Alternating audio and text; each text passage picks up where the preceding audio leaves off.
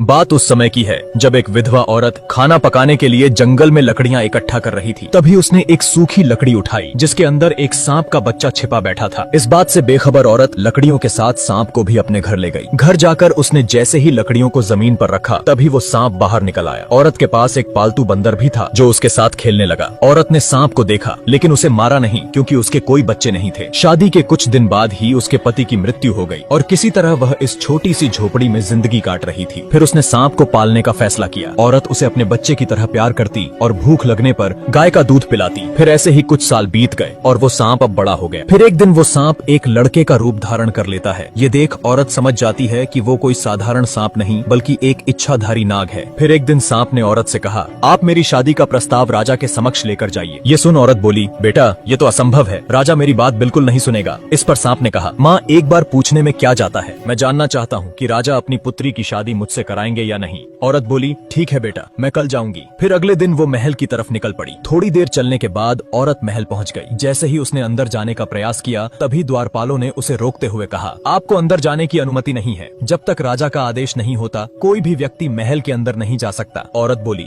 बेटा राजा से बहुत जरूरी बात करनी है, कृपया करके मुझे जाने दें। उसके बार बार आग्रह करने पर द्वारपालों ने उसे महल के अंदर जाने दिया। औरत राजा के पास गई और कहा, मैं अपने बेटे के लिए आपकी पुत्री का हाथ मांगने आई हूँ और मैं ये भी पहले ही सुनिश्चित कर देती हूँ कि मेरा बेटा एक सांप है महाराज। ये सुनते ही राजा क्रोधित हो उठा। फिर सैनिकों ने औरत को घसीटते हुए ले जाकर महल से बाहर फेंक दिया। फिर वह दर्द के मारे कराहने लगी क्योंकि उसका एक हाथ टूट गया था। अब वो खुद को संभालते हुए किसी तरह घर लौटी और सांप बेटे को महल में हुई घटना के बारे में बताया। फिर उसने कहा, माँ तुम अपने हाथ की चिंता मत करो। तभी उसने मणि प्रकट की और बोला, मेरी माँ का हाथ अभी ठीक हो जाए। इतना कहते ही औरत का टूटा हुआ हाथ बिल्कुल पहले जैसा ठीक हो गया। सांप ने अगले दिन भी औरत को महल भेजा। इस बार भी राजा के सिपाही उसे महल से बाहर फेंक देते हैं। वो फिर एक बार जलील होकर और शरीर पर चोट लिए वापस घर लौट जाती है। इस बार भी सांप बेटे ने उसे ठीक कर दिया और एक बार फिर से औरत को महल जाकर राजा से शादी की बात करने के लिए कहा। वो घबरा गई और बोली, बेटे मैं बार बार जलील होने नहीं जा सकती और साथ ही मार पड़ती है सो अलग। माँ बस ये आखिरी बार आप चले जाइए, इसके बाद मैं दोबारा नहीं बोलूंगा जाने को। औरत फिर से एक बार राजा से कहती है, महाराज यहाँ आना मेरी मजबूरी है, बस आखिरी बार मैं आपसे पूछ रही हूँ, क्या राजकुमारी की शादी मेरे सांप बेटे से कराएंगे? फिर राजा ने कुछ देर विचार किया और मुस्कुराते हुए बोला, अगर राजकुमारी को ले जाना है तो अपने बेटे से कह देना, आज से ठीक 2 दिन बाद तुम्हारी झोपड़ी की जगह वहाँ एक विशाल महल होना चाहिए जो हमारे महल से साफ नजर आए और उस महल के सामने 1000 हाथी और 400 घोड़े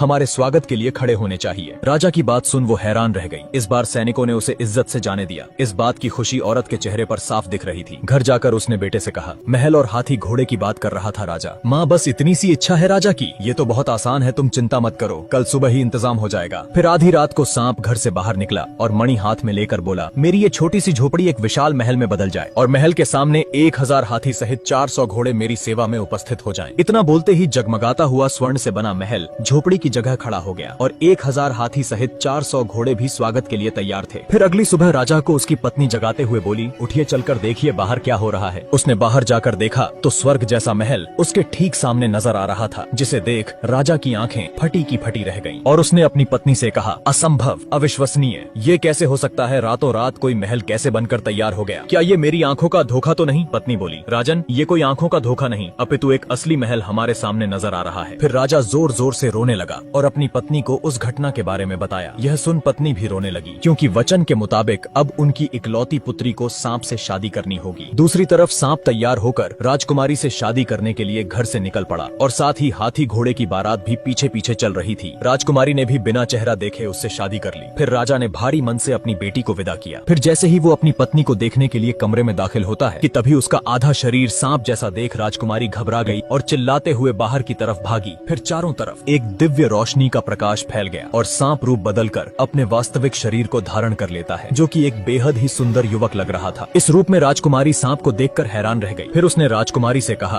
अभी जो हुआ इस घटना को तुम्हें गुप्त रखना है, ये किसी को मत बताना कि रात को मैं मनुष्य का रूप धारण कर सकता हूँ। फिर राजकुमारी ने इसका कारण पूछा। मुझे श्राप मिला है और उसके मुताबिक मेरी पत्नी ने अगर किसी को मेरी सच्चाई बता दी तो मुझे किसी अज्ञात जगह पर कैद कर दिया जाएगा और मैं इस संसार से हमेशा के लिए गायब हो जाऊंगा। राजकुमारी सहमति जताते हुए कहती है, ठीक है, मैं ये बात किसी को नहीं कहूंगी, मगर मैं तुम्हें किस नाम से पुकारूं? देव, देव नाम है मेरा, तुम मुझे इसी नाम से बुलाना। इधर राजा को अपनी बेटी की चिंता हो रही थी तो उसने एक सैनिक से कहा, जाओ और बिना किसी की नजर में आए मेरी बेटी का पता लगाओ, वो ठीक है या नहीं, कहीं उस सांप ने मेरी फूलों सी नाजुक बेटी को कोई नुकसान तो तो नहीं पहुंचाया। फिर अगले दिन सैनिक सांप के महल में चुपचाप घुस जाता है और जब उसने छुप कर देखा तो राजकुमारी उसे ठीक हालत में नजर आई। फिर वो महल जाकर राजा और रानी से कहता है, राजन आप चिंता न करें, राजकुमारी वहाँ बिल्कुल ठीक है। राजा को तनिक भी उम्मीद नहीं थी कि ये सुनने को मिलेगा और वो अभी भी संतुष्ट नहीं था। अब 2 दिन बाद राजा ने एक पत्र लिखा जिसमें वो अपने सांप दामाद और बेटी को भोज के लिए आमंत्रित करता है। जब राजकुमारी अपने पति के साथ मायके आती है तब माँ ने इशारों में कहा, मेरी बच्ची हमने बहुत गलत किया है तुम्हारे साथ, तुम्हें कितना दुख झेलना पड़ रहा है हमारी वजह से। माँ ये आप क्या कह रही हैं? मैं अपने पति के साथ बहुत खुश हूँ, बल्कि ये तो मेरा सौभाग्य है कि मुझे ऐसा जीवन साथी मिला। अब 1 महीना बीत गया और नगर में एक व्यापारी के घर शादी थी। उसने राजा और राजकुमारी को समारोह में आमंत्रित किया तो सांप ने कहा, मेरी प्यारी पत्नी तुम पहले जाओ, मैं सूरज ढलते ही इंसानी रूप में वहाँ आ जाऊंगा। मैं तुम्हें फिर से याद दिला दूं, ये बात किसी से कहना नहीं कि मैं दिन में सांप और रात में एक मनुष्य का रूप ले सकता हूँ। इस बात का ध्यान रहे, नहीं तो तुम्हें पता है कि इसका अंजाम क्या होगा मेरे साथ। पति के कहे अनुसार राजकुमारी उस भव्य समारोह में अकेले ही चली जाती है। अब सूरज ढलते ही सांप ने अपना रूप बदला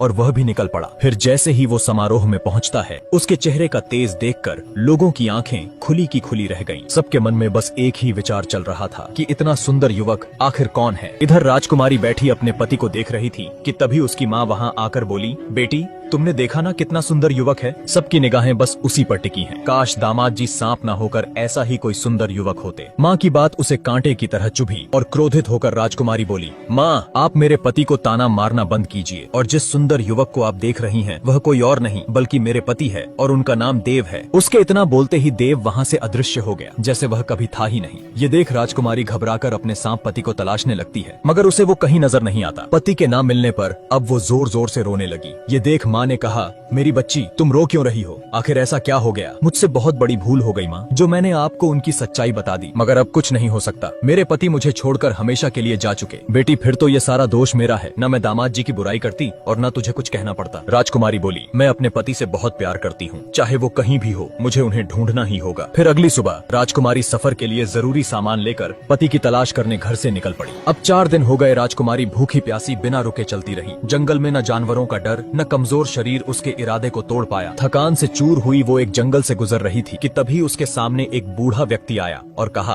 तुम्हें उत्तर दिशा में जाना चाहिए, वहाँ तुम्हें इंद्रदेव मिलेंगे, अब वही तुम्हारे पति के बारे में कुछ बता पाएंगे। राजकुमारी उत्तर दिशा की तरफ चल पड़ी और कुछ देर चलने के बाद वो इंद्रदेव के पास पहुँच गयी। फिर उनसे पूछा, हे प्रभु मैं अपने खोए पति को ढूंढ रही हूँ, क्या आप जानते हैं कि वो मुझे कहाँ मिलेंगे? यहाँ से थोड़ी दूरी पर समुद्र है, वहाँ जाकर समुद्र के देवता वरुण देव से पूछना, मुझे पूरा विश्वास है उन्हें जरूर मालूम होगा कि तुम्हारे पति कहाँ हैं। अब राजकुमारी समुद्र की दिशा में चलने लगी। क्या जंगल और क्या पहाड़, चाहे चिलचिलाती धूप हो या मूसलाधार बारिश, ये सब सहते हुए 3 दिन के बाद वो आखिरकार समुद्र किनारे पहुंच गई। फिर हाथ जोड़ उसने समुद्र देव को पुकारा। उनके आते ही राजकुमारी ने रो रो कर अपने पति के बारे में बताया, कैसे वह एक पल में ही कहीं गायब हो गए। प्रभु अब तो कई दिन बीत गए उन्हें गायब हुए। मैं आपसे विनती करती हूँ कि कृपया कर मुझे एक बार उनका पता बता दें, नहीं तो मैं उनकी तलाश करते हुए अपने प्राण त्याग दूंगी। ये सुन वरुण देव बोले, तुम्हें प्राण त्यागने की कोई आवश्यकता नहीं है, तुम्हारे पति सही सलामत हैं, लेकिन वे समुद्र के उस पार दूसरे छोर पर जंगलों के बीच एक खूंखार चुड़ैल के कब्जे में हैं, जो आत्माओं से सौदा कर उन्हें छलपूर्वक अपना गुलाम बना लेती है। इस पर राजकुमारी कहती हैं, चाहे वो कितनी ही ताकतवर चुड़ैल क्यों न हो, मैं वहाँ जाऊंगी और उसके चंगुल से अपने पति को छुड़ाकर वापस लेकर आऊंगी। बस आपसे इतनी ही गुजारिश है, मुझे समुद्र पार उस जगह तक पहुँचा दें। तुम्हारी यही इच्छा है तो ठीक है, मैं तुम्हें वहाँ ले जाऊंगा। फिर उन्होंने एक मछली का रूप धारण किया और राजकुमारी उनके पीठ पर बैठ गई। अब वे तूफान की रफ्तार से तैरते हुए बस कुछ ही क्षणों में समुद्र पार कर दूसरे छोर पे राजकुमारी को पहुंचा दिया। अब जैसे ही वो एक पेड़ के नीचे आराम करने बैठी कि तभी एक भयानक हंसी उस जगह गूंजने लगी। फिर पल भर में ही चुड़ैल राजकुमारी के सामने प्रकट हुई। वो भागती उससे पहले ही चुड़ैल ने उसे पकड़ लिया और उठाकर अपने साथ ले गई। जब वो राजकुमारी को अपने घर लेकर आई, वहीं पिंजरे में कैद देव ने अपनी पत्नी को तुरंत पहचान लिया। राजकुमारी ने भी उसे देख लिया था, मगर वे दोनों ही खामोश रहे। अब चुड़ैल कहती है, तुम यहीं रहना, मैं शिकार करने जा रही हूँ, अगर कहीं भागने की कोशिश की तो मैं तुम्हें कच्चा खा जाऊंगी। इतना बोलकर वह चली गई। उसके जाते ही राजकुमारी ने अपने पति को कैद से बाहर निकाला और एक दूसरे के गले लग गए, मगर चुड़ैल गई नहीं थी। उसने छुपकर सब कुछ देख लिया। फिर वह मन ही मन सोचने लगी, मुझे पहले ही संदेह था कि ये दोनों पति पत्नी हैं। जब वह शिकार करके वापस लौटी तो उसने दोनों को पेट भर के हिरण का मांस खिलाया ताकि वह बाद में उन्हें स्वाद लेकर खा सकें। अगले दिन चुड़ैल ने राजकुमारी से कहा, मैं बाहर जा रही हूँ, जब मैं वापस लौटूं तो मुझे इंसानी मांस पका हुआ चाहिए। ध्यान रहे अगर तुमने बात नहीं मानी तो मैं तुम दोनों में से किसी एक को खा जाऊंगी।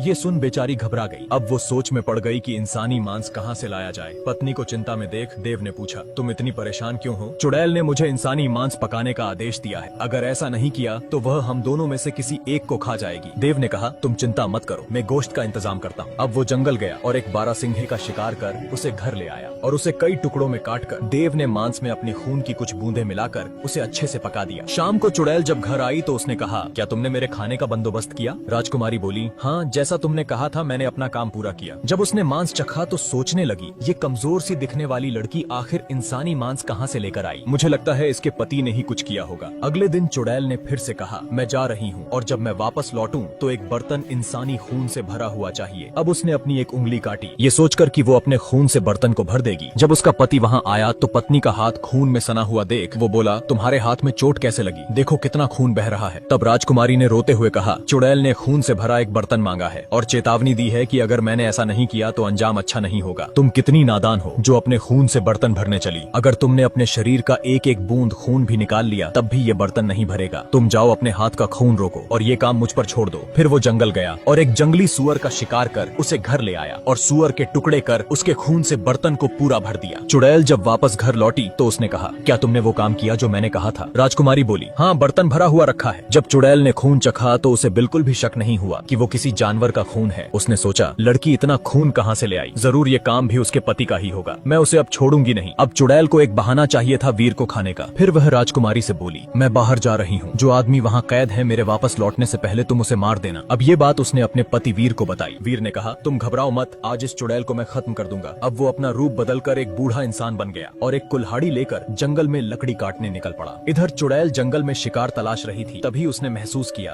कि कोई इंसान आसपास ही है और उसकी गंध का पीछा करते हुए वह बूढ़े वीर तक आ पहुंची और उसके पास जाकर बोली, ए बूढ़े इंसान, तुझे डर नहीं लग रहा जो तू मेरे जंगल से लकड़ियां काटने की गुस्ताखी कर रहा है? इसके लिए मुझे क्षमा करे, मैं तो बस एक जवान लड़के के लिए ताबूत बना रहा हूँ। चुड़ैल ने पूछा, आखिर कौन था वो जिसकी मृत्यु हुई? था एक नौजवान जिसकी पत्नी ने ही उसे चाकू से मार दिया। ये सुनकर चुड़ैल बहुत खुश हुई। उसने सोचा, आखिर लड़की ने खुद की जान बचाने के लिए अपने पति को मार दिया। लगता है मुझसे गलती हो गई, ये ताबूत मैंने उसके कद से छोटा बना दिया, अब मुझे दूसरा बनाना पड़ेगा। तभी चुड़ैल बोली, मैं इसमें लेट कर देखती हूँ क्योंकि वो मेरे ही कद का था, मैं उसे जानती थी। जैसे ही वो उसमें लेटी, वीर ने तुरंत ताबूत को बंद कर उसमें आग लगा दी। देखते ही देखते चुड़ैल ताबूत के साथ जलकर भस्म हो गई। अब वीर श्राप से मुक्त होकर अपनी पत्नी के साथ वहाँ से चला गया।